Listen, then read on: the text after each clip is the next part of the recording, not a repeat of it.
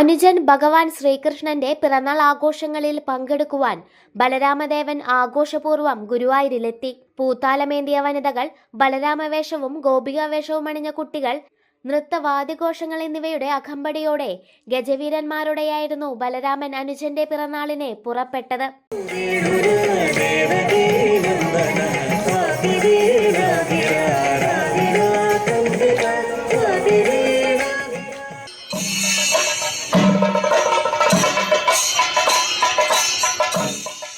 രാവിലെ പൂജയ്ക്ക് ശേഷം ഘോഷയാത്ര ഗുരുവായൂരിലേക്ക് പുറപ്പെട്ടു. ഗുരുവായൂർ ക്ഷേത്രം കിഴക്കേനടയിൽ ശ്രീ ബലരാമദേവനെ നിറപറയും നിലവിളക്കും വെച്ച് ദേവസ്വം സ്വീകരിച്ചു. തുടർന്ന് പ്രതീകാത്മകമായി ശ്രീകൃഷ്ണ ബലരാമ സംഗമം നടന്നു. ഭക്തജനങ്ങൾക്ക് ആശീർവാദം ചൊരിഞ്ഞ് ദേവസഹോദര സംഗമത്തിനു ശേഷം ശ്രീ ബലരാമദേവൻ തിരിച്ച് നെന്മിനിയിലേക്ക് എഴുന്നള്ളും. തുടർന്ന് പിറന്നാൾ സദ്യയും മധുരവും നൽകും. വൈകിട്ട് വിശേഷാൽ ചുറ്റുവിളക്കുണ്ട്. നെന്മിനി ബലരാമ ക്ഷേത്ര സമിതിയുടെ ആഭിമുഖ്യത്തിൽ വിപുലമായ ക്രമീകരണങ്ങളാണ് ഒരുക്കിയിട്ടുള്ളത്.